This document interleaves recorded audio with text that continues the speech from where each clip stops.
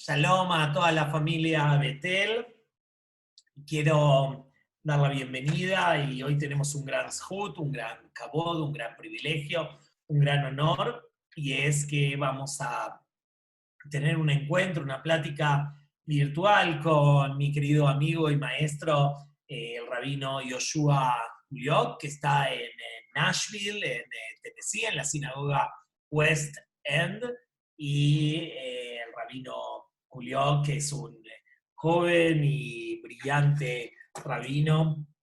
Fue rabino en la comunidad hebrea de Guadalajara durante muchos años y es rabino egresado del Seminario Rabínico Latinoamericano y estudió un BA en Haifa, donde compartimos, ¿sí?, un tiempo muy, muy bonito. Estudió Mikra, ¿sí?, estudios bíblicos, historia del pueblo judío, filosofía judía. Tiene su maestría en Mahon Shechter, en Jerusalén, y es egresado del programa de educación Melton. Su maestría es en estudios judaicos, fue el director ejecutivo de la UJCL y aquí compartimos y trabajamos en conjunto cuando hicieron actividades y pudimos visitar lo que hacen nuestras comunidades hermanas, también en Centroamérica y en México, su comunidad en Guadalajara en ese momento, y es esposo de Jessica, a quien aprovechamos para saludarla, le mandamos mucho cariño, y es el papá de 3 hermosas hijas, es muy dedicado a su tarea y sobre todo es un gran educador y tenemos un gusto al tenerlo con nosotros. Así que, querido Rabino Yoshua Kuliok, bienvenido y muchísimas gracias por el tiempo y por esta oportunidad de compartir con nosotros. Bueno, Rabino Lionel, muchísimas gracias. También a Hazana y Litvak. Para mí es un gusto poder estar aquí. Es definitivamente muy bonito escuchar que todavía me defines como un joven rabino, porque pasa el tiempo y eso ya no es tan cierto. Sigo siendo más joven que varios, pero no más que eso.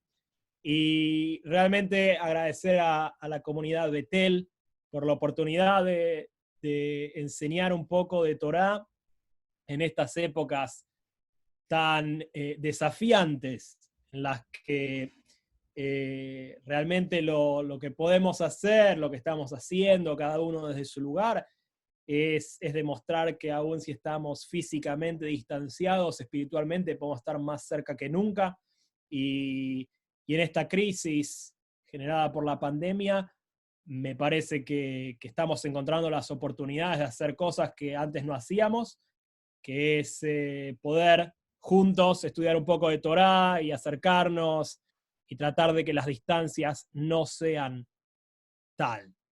Así que lo que yo tengo para hoy en esta oportunidad está basado en una clase que yo tuve hace poco más de un mes atrás, con el rabino Eli Kaunfer. El rabino Eli Kaunfer es un rabino que es uno de los fundadores y actualmente el CEO de Mahon Adar, que es un instituto muy interesante en la ciudad de Nueva York, que se dedica a pensar todos los temas de halajá, de pensamiento judío, de plegaria, con una óptica sumamente interesante.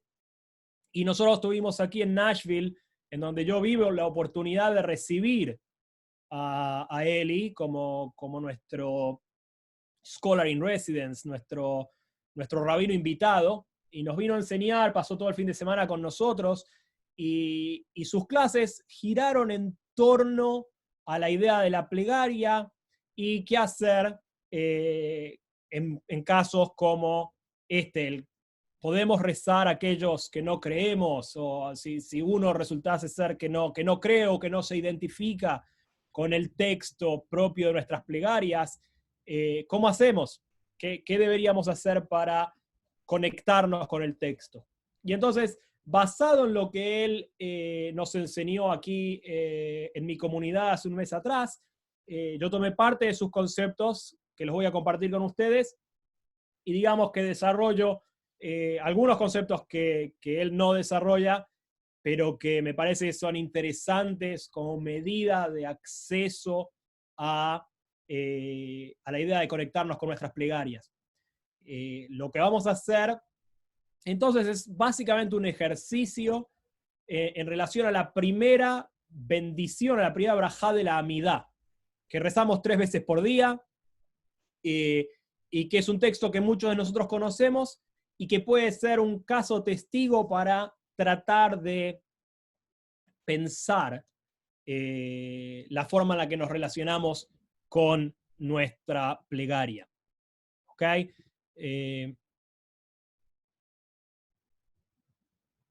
Así que, antes de empezar, el tema de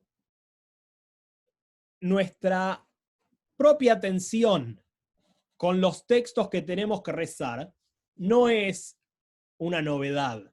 Es algo que acompaña a nuestro pueblo desde hace muchísimo tiempo. Hay una tensión inherente en nuestra tradición entre la oportunidad de rezar de manera voluntaria, de manera espontánea y en nuestras propias palabras, por un lado, y la idea o la necesidad de rezar siguiendo un texto que ha sido escrito por otros, que nosotros nos congregamos en comunidad para leer juntos. ¿Okay? En esa tensión,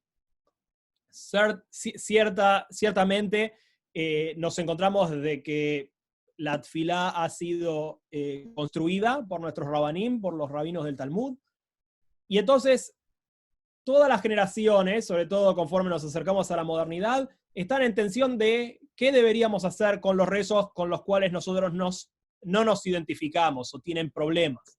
Entonces, por ejemplo, a mitad del siglo XX, hay una escuela de pensamiento que dice que los rituales tradicionales son formas artísticas de expresión religiosa y que por tanto todo aquello que nos resulta arcaico o que no nos podemos conectar, deberíamos agarrar una tijera y sacarlo todo para afuera.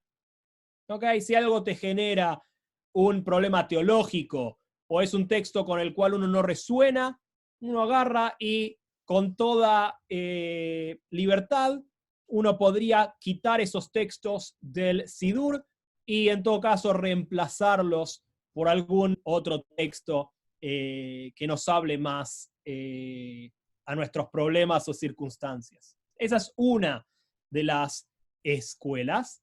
La otra escuela, que es representada por Heschel, Abraham Joshua Heschel, famoso pensador y teólogo del siglo XX, el problema que Heschel plantea es que no hay que revitalizar la plegaria, hay que revitalizar a quienes rezan.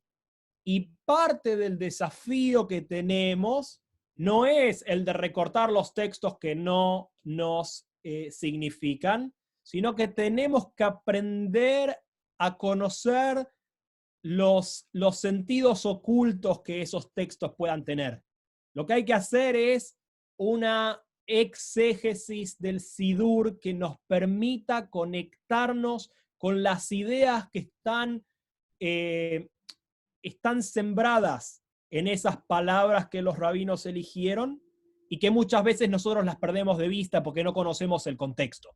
Entonces, lo que voy a hacer con ustedes, si me lo permiten, es trabajar varias de las frases de la primera bendición de la amidá, porque me parece que a partir de una nueva exégesis de esa bendición, vamos a poder llegar a explorar y responder esto de si aquellos que no creen o aquellos que tienen dudas pueden rezar de igual manera que todos los demás.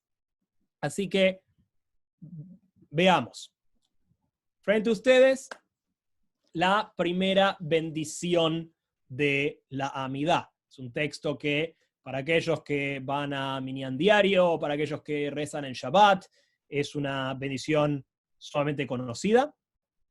Y lo que yo voy a intentar trabajar con ustedes es algunos de estas líneas. Okay, rápidamente, bendito eres tú, Adonai, nuestro Dios y Dios de nuestros antepasados, Dios de Abraham, Dios de Isaac, Dios de Jacob, Dios grande, poderoso y temible, Dios altísimo, concede generosas bondades y crea toda. Recuerda los actos piadosos de nuestros ancestros y trae el Redentor a los hijos de sus hijos en aras de su nombre con amor. Rey que ayuda, salva y protege, bendito eres tú, Adonai, escudo de Abraham. Si tuviésemos tiempo, si tuviésemos juntos, compartiendo un mismo header, un mismo cuarto, sería realmente un ejercicio interesante poder sentarnos en parejas, en silencio por un par de minutos y tratar de nosotros enfrentarnos con el texto y tratar de ver qué es lo que nos hace ruido o qué es lo que nos genera algún tipo de sensaciones cuando nosotros leemos este texto. Acá es muy difícil, estoy hablando yo solo, yo confío en que ustedes están del otro lado, pero quién sabe. Entonces, no vamos a hacer eso, pero definitivamente este texto, que es la primera bendición que abre la Amidá, el rezo central del pueblo judío, que rezamos 3 veces por día, ciertamente hay espacios para la pregunta. Por ejemplo, ¿por qué se nos dice Dios nuestro y Dios de nuestros antepasados?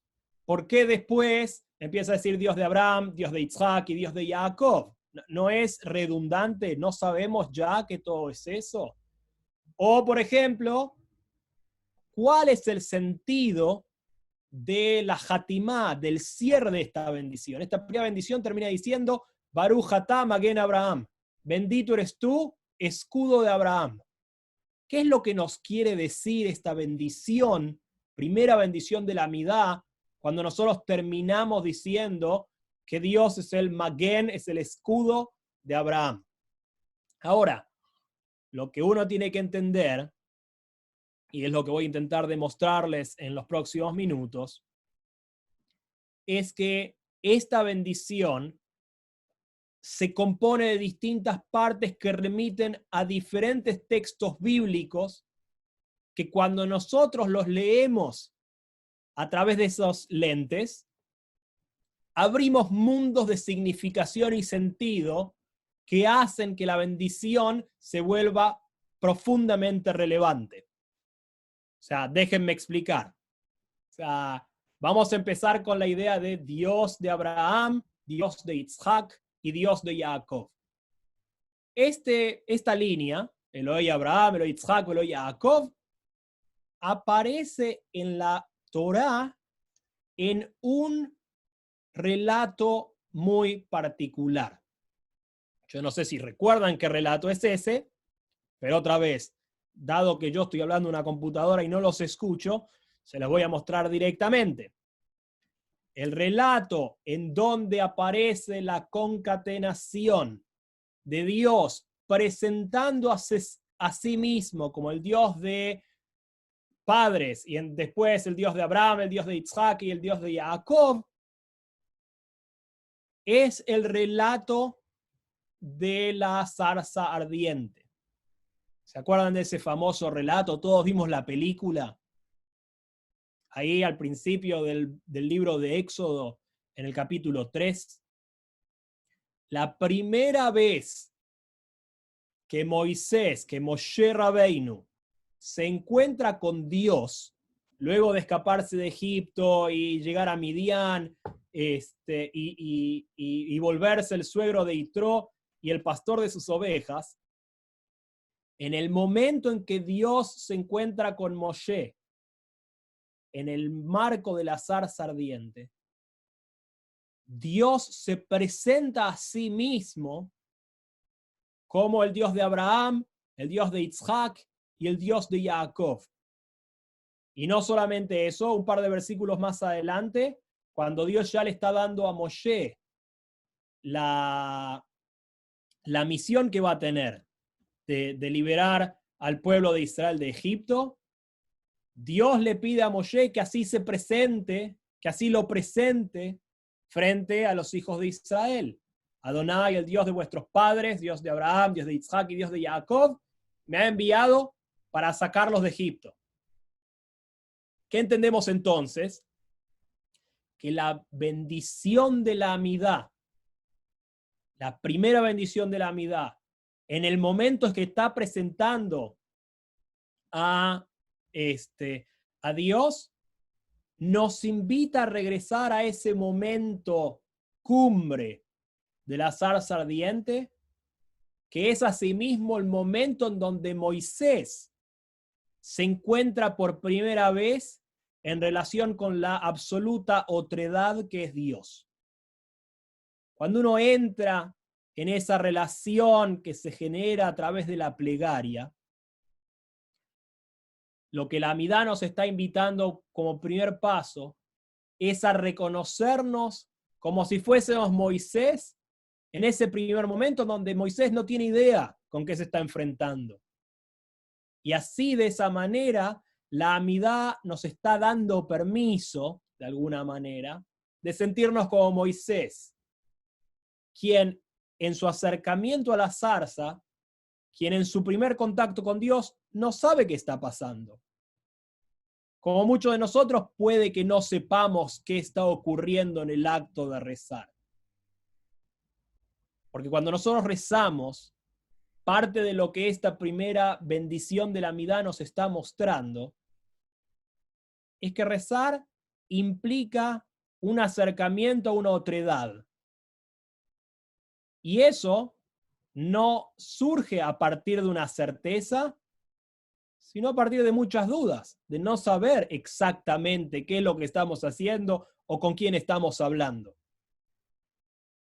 La amidad en su primera línea nos valida en esa sensación de ambivalencia y nos devuelve a ese primer momento en donde la zarza arde pero no se quema. A ese momento de unidad con aquello que es lo absolutamente otro. ¿Ok?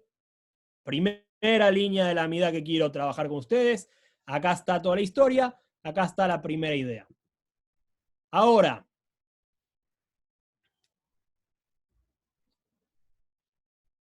hoy. Ok. No sé si siguen ahí, porque en Facebook veo que el live video is interrupted. Ari. Ya va a continuar, ya está continuando. Perfecto. Entonces, vamos a la segunda, en este caso la tercera línea de la amidad. Okay, ya la línea de Dios de Abraham, de Isaac y de Jacob aparece una sola vez en la Torá, es el relato de la zarza ardiente, y ese es el primer encuentro con lo absolutamente otro. La tercera línea de la amidad nos presenta a Dios como a El Agadol Agivor Veanorá. Dios es grande, poderoso y temible. ¿Okay? Como los Yamim Noraim, los días terribles o temibles. Dios es grande, poderoso y temible. La pregunta es, ¿por qué esos tres y no cualquier otro 14 diferente tipo de adjetivos? De hecho, hay una famosa historia en el Talmud que aparece en varios lugares, en el Tratado de Brajot, en el Tratado de Megilá, en donde alguien está dirigiendo la tfilá y no está siguiendo un texto específico, y entonces cuando llega a este momento de hablar de Dios, empieza a tirar una cantidad irrisoria de adjetivos. Pero eventualmente se terminan los adjetivos, y entonces otra persona que está ahí mira al Sheliach Tzibur, a esta persona que está dirigiendo el rezo, y le dice, ¿ya terminaste? ¿No tienes más adjetivos que agregar? Como diciendo, si tú vas a jugar al juego de adjetivar a Dios, no vas a terminar nunca de contar adjetivos con los cuales describir a Dios. En ese contexto es que la pregunta nos retrotrae a por qué la amidad elige describir a Dios con estas tres palabras, a él, Agadol, Agivor, Vanorá, grande, poderoso y temible. Y entonces, basado en lo que veníamos hablando recién, de cómo estos textos en realidad son pequeñas chispas, pequeñas astillas que realmente nos conectan con el texto bíblico, ahora deberían saber que, por ejemplo, hay 2 lugares en toda la Biblia, en todo el Tanaj, en donde estos 3 adjetivos aparecen juntos. Entonces, cuando uno lee la amidá bajo esta clave, lo que es interesante entonces ahora es reconocer cuáles son esos textos y por qué los rabinos eligieron estas 3 palabras que nos devuelven a esos 2 textos, que nos enseñan esos 2 textos bíblicos. Entonces, los textos bíblicos son uno de Deuteronomio y el otro de profeta Nehemías. Y entonces, uno de los textos dice, en el libro de Deuteronomio, porque Adonai vuestro Dios es Dios de dioses y Señor de señores, a él Agadol, Agibor Banorá, Dios es grande, poderoso y temible, que no hace acepción de personas ni recibe sobornos, que hace justicia al huérfano y a la viuda, que ama también al extranjero y le da pan y vestido.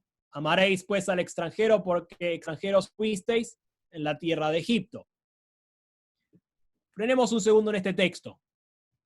Algo que me parece profundamente inspirador es que cuando la amidá decide describir a Dios con estas 3 palabras que aparecen o nos devuelven al texto de Deuteronomio, cuando Dios es presentado como grande, poderoso y temible, Dios es representado en el contexto de un Dios que no recibe soborno, es un Dios justo para con aquellos que menos tienen y más necesitan, y es entonces la invitación, y yo diría incluso hasta la obligación, de que nosotros seamos justos, misericordiosos y empáticos para con el extranjero.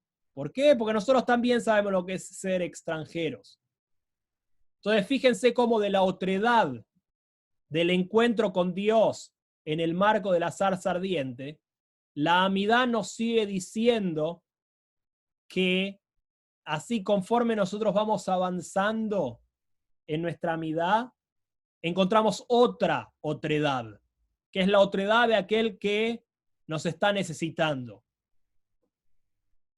Y entonces en ese contexto, la amidá no solamente se vuelve un ejercicio de conexión y diálogo con lo divino, la amidá se vuelve un momento en donde nos volvemos conscientes de nuestra responsabilidad aquí en este mundo para con nuestros semejantes. Dios es grande, poderoso y temible, debería rápidamente, para aquel que conoce el texto, linkearnos con este texto y recuperar la idea de que parte de las razones por las cuales nosotros rezamos es para reforzar nuestro compromiso con aquellos que menos tienen y más necesitan.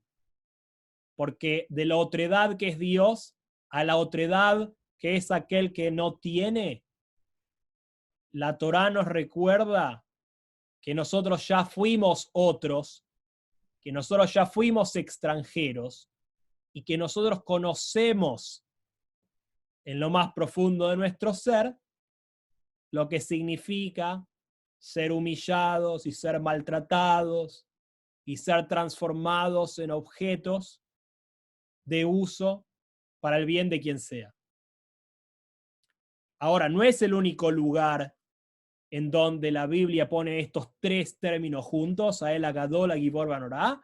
También lo vemos en el texto de Nehemías, de Nehemías, en donde el capítulo 9 de Nehemías nos presenta a Ezra haciendo una gran plegaria para que el pueblo se arrepienta y sean todas las transgresiones sean olvidadas.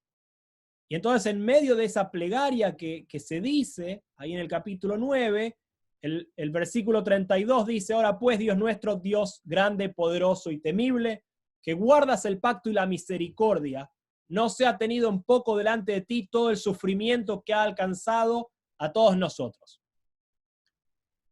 La otra asociación que estos 3 términos deberían generar en cada uno de nosotros cuando rezamos la amidad, es este espacio, es este momento en el cual nosotros le pedimos a Dios que recuerde que venimos sufriendo, que no ha sido fácil, que permanecer orgullosamente judío no es una obviedad, y que el hecho de que nosotros nos mantenemos fieles a nuestra tradición, nuestro pedido y nuestra esperanza en la Amidá 3 veces por día, es que Dios tenga a bien recordar y reconocer que no es una obviedad, que si decidimos permanecer fieles a la tradición judía es porque estamos profundamente comprometidos con esa tradición, pero que durante la gran mayoría de nuestra historia eso no vino con costo cero. Entonces vean cómo a través de 3 frases, 14 palabras, nosotros estamos abriendo mundos de significación y de la forma en que los rabinos nos están conectando con textos bíblicos que hacen de cada una de estas frases la posibilidad de ubicarnos en la zarza ardiente, de saber que estamos como Moisés, no teniendo muy en claro con quién estamos hablando, que nos recuerda el texto que parte de rezar significa volver comprometidos a este mundo para ayudar a quienes no tienen. Y es entender que nuestro camino no ha sido un camino fácil, que nos cuesta, y que esperamos que eso sea tomado a bien y a nuestro favor por Dios, quien se encuentra escuchando nuestras plegarias. Número 3, son 4, y después abrimos a preguntas, a todo lo que ustedes quieran. El texto actual de la Amidá presenta a Dios como El Elión, después dice concede generosas bondades, o sea, dice Dios Altísimo, después dice concede generosas bondades, y después dice crea todo. Es posible que el texto original de la bendición, de esta primera bendición de la Amidá, originalmente haya sido distinto. De hecho, en la Knizá del Cairo, en esa famosa Knizá, en donde se encontraron un montón de textos que eran utilizados por los Yehudim, no solo en Egipto, sino en toda la zona del Mediterráneo, hay distintas versiones de la bendición de la Amidá, en donde en lugar de decir El Elión Gomel Hasadim Tovim Bekonea Kol, dice El Elión Koneh Shamayim Va'aretz, que significa Dios Altísimo, creador de los cielos y de la tierra. ¿Ok? Algo de ese eco todavía escuchamos en el Baruch Atá que leemos después de la Amidá de Kabbalah, después de la Amidá de Ma'ariv de Shabbat. El Elión con el Shamayim Va'aretz aparece todo junto. ¿Okay? Y en el Mid Melach, cuando estamos terminando Psuké de Zimbra en la mañana de Shabbat, también el Elión con el Shamayim Va'aretz. ¿Ok? ¿Por qué? Porque esos textos, Dios Altísimo, Creador del cielo y de la tierra, nos regresan a un famoso texto de Abraham, Génesis 14. No sé si recuerdan esta historia en el capítulo 14 del libro de Génesis, la mejor parashá de toda la Torá, parashat Lech Lecha. Pero después de que Abraham va y recupera a su sobrino Lot, y viene después de esa guerra, Abraham se encuentra con Melquisedec, que es el rey de Shalem, y quien es definido como Cohen Leel Elión, como el sacerdote del Dios Altísimo. Y es esta persona que bendice a Abraham, diciendo, bendito sea Abraham del Dios Altísimo, creador de los cielos y de la tierra. Y bendito sea el Dios Altísimo, etcétera, etcétera, etcétera. Más adelante, Abraham también define a Dios como el Elión, creador de los cielos y la tierra, Dios Altísimo, creador del cielo y la tierra. Entonces la pregunta acá es, ¿qué es lo que este texto nos viene a enseñar en relación a lo que los textos anteriores nos vienen a enseñar? Y esto es lo que quiero que vean.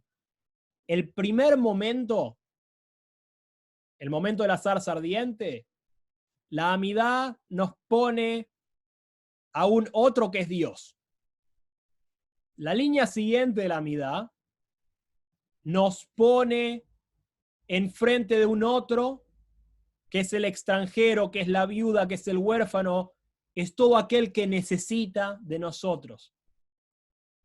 Y cuando nosotros vamos pudiendo abrirnos a la otredad de Dios y de los demás, llega el momento en donde podemos abrirnos a la otredad de quien ciertamente no es judío, pero que nos bendice desde su lugar, con palabras que después la Amidá toma y adopta para sí misma. Primero lo hace Abraham. O sea, Abraham es primero bendecido por Melquisedec, y después cuando Abraham habla con el rey de Sodoma, utiliza esas mismas palabras ya como propias. Entonces, algo que aparece como perteneciendo a alguien que no soy yo, o sea, Melquisedec, que es un sacerdote de otro Dios, es apropiado por mí en este momento en donde yo estoy abierto a la otredad y puedo entender que el otro puede darme algo que a mí me significa y me hace bien. ¿Ven cómo hay un fluir en esta cuestión de la otredad? Del encuentro en la zarza, el salir a buscar a los que no tienen, y ahora el hecho de recibir las bendiciones que en este caso surgen de alguien que no era ni siquiera miembro del pueblo judío. Son esos textos que ahora se vuelven propios de nuestra tradición y que a mí me parece que hay algo muy rico y muy especial cada vez que volvemos a ellos. Por último, la pregunta acá es, ¿por qué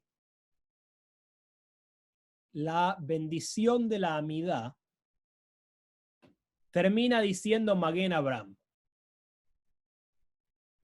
¿Qué aprendimos de todo esto? Aprendimos de la otredad, aprendimos la sensación de incertidumbre frente a un encuentro con lo divino de lo cual no estamos muy seguros, así abre. Aprendemos sobre la necesidad de ser junto a los demás, tratando de ayudar a que sus mundos sean un poco mejor. Aprendemos a perderle el miedo a aquellos que son distintos de nosotros, pero que nos podemos encontrar en la capacidad de reconocernos como hijos de un mismo Dios. ¿Okay? Y ahora el texto termina diciendo, Baruch atá Maguen Abraham, bendito eres tú, escudo de Abraham. ¿Por qué? O sea, ¿cómo esto hace sentido con todo lo demás? Y entonces, es interesante que esto de Maguen Abraham nos devuelve al capítulo exactamente a continuación del capítulo que leíamos antes, capítulo 14 del libro de Génesis. Ahora pasamos al capítulo 15. Entonces, esto pasa exactamente a continuación. Y miren lo que dice este texto. Después de todas estas cosas, lo que acabamos de leer con Melquisedec, vino la palabra de Adonai a Abraham en visión diciendo, no temas, Abraham, yo soy tu escudo. ¿Okay? Dios aparece diciendo, yo soy tu escudo y tu recompensa será muy grande. Respondió Abraham, Señor Adonai, ¿qué me darás si no me has dado hijos y el mayordomo de mi casa es Eliezer el Damaseno? Dijo también Abraham, como no me has dado prole, mi heredero será un esclavo nacido en mi casa. Luego vino a él la palabra de Adonai diciendo, no te heredará sino que un hijo tuyo será el que te herede. Entonces lo llevó afuera y le dijo, mira ahora los cielos y cuenta las estrellas, si es que las puedes contar. Y añadió, así será tu descendencia. Abraham creyó, a Adonai le fue contado por mérito. Adonai le dijo, yo soy Adonai que te saqué de Ur de los Caldeos para darte heredad esta tierra. Abraham respondió, Señor Adonai, ¿en qué conoceré que la he de heredar? Y ahí continúa con uno de los tantos pactos que suceden ahí en estos capítulos de Génesis. Pero miren qué interesante.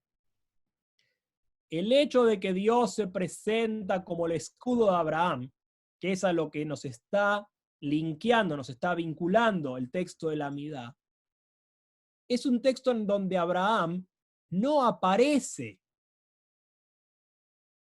como el caballero de la fe que el teólogo danés Søren Kierkegaard nos quiere presentar.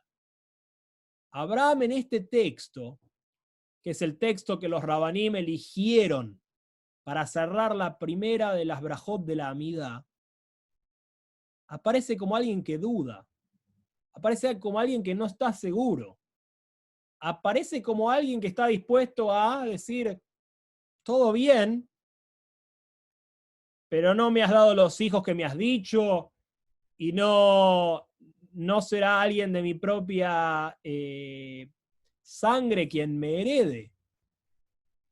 Y es interesante que los sabios elijan este texto de un Abraham que duda, de un Abraham que manifiesta sus, ¿cómo se dice? Sus propias vacilaciones para cerrar esta primera brajá de la Amidá. Porque tal vez entonces lo que los sabios nos quieren decir es que es absolutamente válido iniciar el proceso de la plegaria y rezar la Amidá desde un lugar de absoluta incertidumbre. Hay un reconocimiento a la capacidad de dudar como espacio que abre a ese encuentro con lo otro. Abraham no está en relación con Dios, al menos no en este momento de su vida, porque está lleno de certezas. Todo lo contrario. Si Abraham está acá, en este momento en particular, es porque decide sostener su relación con Dios, incluso cuando duda, incluso cuando tiene preguntas, incluso cuando tiene algún que otro reproche. Y ese es el texto que nuestros sabios eligen para cerrar la primera brajá de la Amidá. ¿Por qué? Porque Abraham decide quedarse fiel incluso a partir de sus dudas. No hay una negación de la incertidumbre. No hay un desdén por aquello que no cierra, sino todo lo contrario. Y quizás el insight, la idea más importante de esta primera bendición de la Amidá es que los rezos que son profundamente inspiradores, aquellos que tienen la capacidad de movilizarnos, son aquellos rezos que parten no desde una falsa idea de total certidumbre, sino desde la fragilidad de sentirnos vulnerables y no saber qué va a pasar en ese encuentro. Porque requiere muchísima más fortaleza, requiere muchísima más valentía entrar en el momento de la plegaria desde el lugar de la duda, desde el lugar de la falta, desde el lugar del no saber.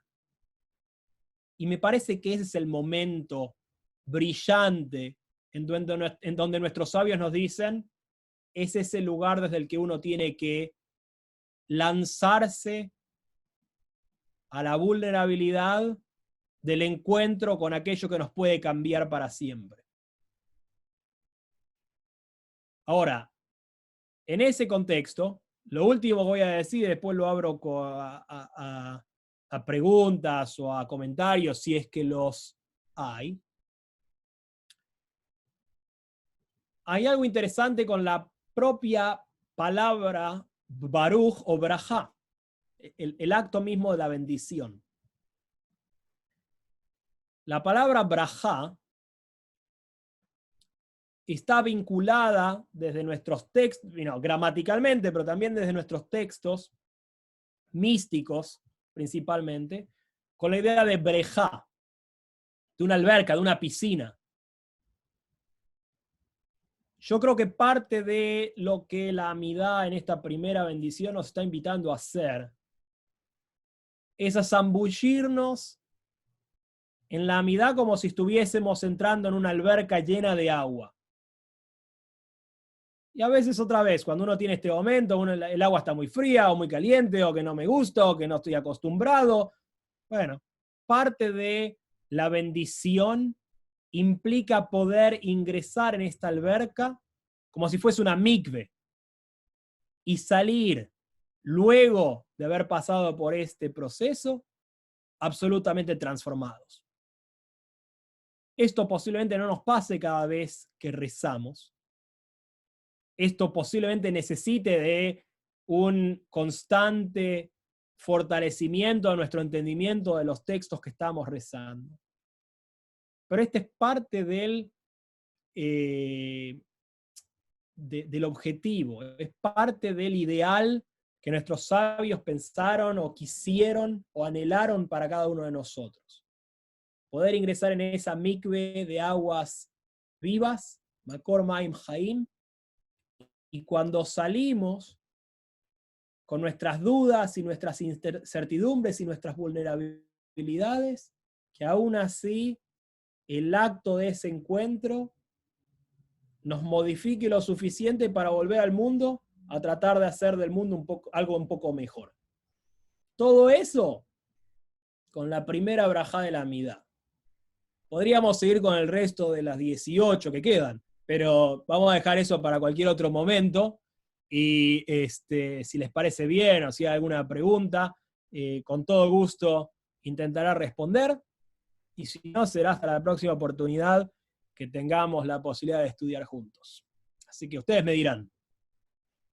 Querido Yoshu, muchísimas gracias, Yosher Koach, una excelente presentación y muy interesante esta perspectiva de ver a los textos como un lugar de inspiración, ¿sí? Y también pensando en la alberca, ¿no? También en el trampolín, ¿no? Que nos hace saltar hacia otras dimensiones y conectarnos con otras realidades, entender el texto como metáfora. Y bueno, nos resultó a todos muy, muy enriquecedor y te agradecemos muchísimo el tiempo. Yo quería preguntarte justamente por el cierre que nos explicaste acerca de Maguen Abraham. Rezar con dudas, con incertidumbre, con vacilaciones, ¿sí? Con esa falta de seguridad, me lleva a pensar en la época que vivimos ahora, con esta situación del coronavirus y todos en nuestras casas, ¿no? ¿Y qué sugerencia nos podrías dar para poder seguir rezando? Para poder prepararnos para Pesaj, por ejemplo, para cumplir mitzvot, para dedicarnos a la Torah. Cuando estamos frente a una gran incertidumbre, ¿qué va a ser de nuestra vida? ¿Qué va a ser de nuestra rutina?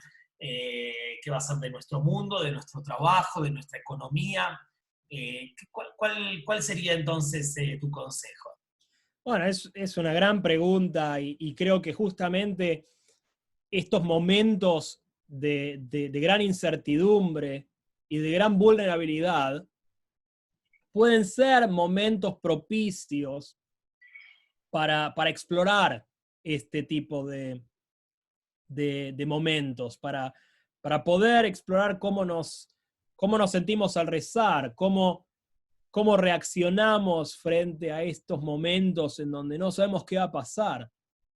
Porque otra vez nos devuelven a esos instantes que tienen que ver con Moshe en la zarza o con Abraham cuando sigue creciendo y no tiene hijos y no sabe qué va a ser de su futuro. Y son momentos en donde absolutamente nos sentimos vulnerables, frágiles, y es justamente cuando necesitamos mayor fortaleza para poder iniciar diálogo, para mostrarnos en toda nuestra fragilidad. Generalmente nosotros vivimos en un mundo que culturalmente está diseñado para pretender de que ninguno tiene necesidades, de que ninguno la está pasando mal, de que todos somos campeones y que nada nos va a tumbar. Y me parece que en el acceso, en el recorte que podemos hacer de nuestra propia tradición, el mensaje que encontramos allá es completamente distinto. Es poder ser quienes somos a partir de aquello que tiene que ver con nuestras propias debilidades. Yo no sé, pienso en Sukkot, ¿sí? Faltan 6 meses, pero Sukkot, que es la fiesta más alegre de todo el calendario hebreo, se basa en ser alegres a partir de saber que somos frágiles como una azúcar. Acá en Pesaj se trata de abrazar la libertad comiendo el pan de la aflicción. Entonces, estamos todo el tiempo exponiendo aquello que está roto. Pensemos en el tzafún. O sea, Pesaj termina la cena, no el Seder, pero la cena se termina trayendo afuera, o sea, trayendo a Ficomán, que es lo que escondemos. Escondemos nuestros quiebres, nuestros momentos más oscuros. Elegimos esconderlos, pero Pesaj nos dice, si queremos seguir avanzando, tenemos que traer eso a la mesa y tenemos que terminar la cena comiendo eso. O sea, lo que está oculto es lo que hay que sacar a la luz y tratar de amigarnos con ese tipo de oscuridades, porque no queda de otra, porque es parte de lo que somos. Y pretender que esas cosas no están o no existen, no nos va a ayudar a tener una vida que sea plena de sentido, que sea auténtica, que sea digna de ser vivida. Entonces, una vez más, uno analiza los distintos símbolos de nuestra tradición y uno ve esa constante invitación a amigarnos con esos espacios de nuestro ser que muchos de nosotros tratamos de esconder, pero que están ahí.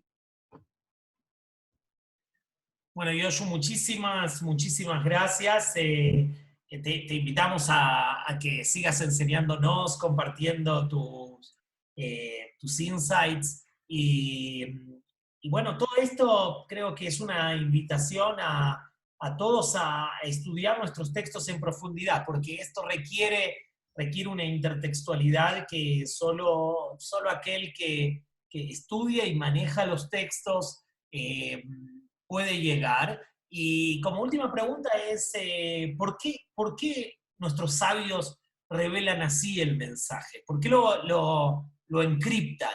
Lo ponen con estas metáforas y no nos dicen directamente, ¿sabes qué? Ahora vas a rezar la midá, relaciónate con un Dios que es misterio. Ahora que vas a rezar la midá, relaciónate con los que necesitan. Ahora que vas a rezar la midá, relaciónate con tus dudas. ¿Por qué tomar a Abraham, a Isaac, a Jacob, a las imágenes bíblicas y hacer que nosotros tengamos que hacer, esforzarnos, trabajar, unpack, ¿no? Todo eso. Bueno, voy a dar 2 respuestas. Una es porque si ellos tuviesen que transformar cada una de estas frases en el texto entero, nuestro Sidur, que ya es muy largo, o sea, nos tendría todo el día rezando. Entonces, no habría tiempo suficiente en el día para ir y hacer todo lo que la Midá nos está invitando a hacer. O sea, número 1. Número 2, me parece que cuando los sabios escriben los textos, para aquellos que están dentro de ese marco intertextual, las conexiones eran obvias. Lo que nosotros perdimos es esa intertextualidad de la que tú estabas mencionando. Y me parece que es parte del gran desafío que nosotros tenemos en la comunidad judía progresista, en el mundo del judaísmo conservador. El gran desafío que yo creo que tenemos nosotros, cada uno, rabino, no rabino, miembro de la comunidad, es trabajar en fortalecer y en incrementar nuestra literalidad judía, lo que se llama Jewish literacy. O sea, nosotros tenemos que volvernos, nosotros tenemos que alfabetizarnos en nuestro judaísmo, a partir de estudiar más textos, de conocer nuestras tradiciones, de tener una relación vinculante con esos textos, para que entonces las conexiones empiecen a ser más obvias de lo que son ahora. Eso es parte de lo que nosotros perdimos, porque decidimos ganar en otras cosas, y está bien, pero parte de la supervivencia de un judaísmo que sea sustentable, auténtico, y realmente sea algo que tiene fuerza en sí mismo, tiene que ver con nuestra propia capacidad de usar parte de nuestro tiempo en incrementar nuestro conocimiento de esos textos básicos. Porque una vez que nosotros hacemos eso, el texto se abre maravillosamente, que la Midá se vuelve una suerte de libro de arena borgiano, pero solo porque podemos leer más allá de las palabras y vincularnos con los textos. Eso requiere de tarea, eso requiere de que nos pongamos a estudiar, y de cierta seriedad, que a mí me recuerda lo que el filósofo Levinas decía, que el judaísmo es una religión para adultos, en el sentido de que sí, requiere un compromiso, una constancia y un estudio que son cosas serias y que no es fácil, pero que es muy necesario. Muchísimas gracias, Dios. Te invitamos a ser parte de ese camino a través de nuestros medios, también para traer tu mensaje a nuestra comunidad y a toda la gente que nos escuche y que nos sigue en diferentes lugares. Mis cariños hacia ti, mi admiración siempre, y el cariño a Jessica y a la familia. Y bueno, que tengamos Besorot Tovot y Yeshuvot Benejamot pronto, que tengamos buenas noticias, y que esas noticias nos traigan salvación y consuelo. Amén, ve amén. Muchísimas gracias, Rabino Lionel, al Hazara y Litvak. Un abrazo para todos por allá y nos vemos pronto. Estamos en contacto. Bye, bye. Muchas gracias. Hag Sameach. Hag Sameach.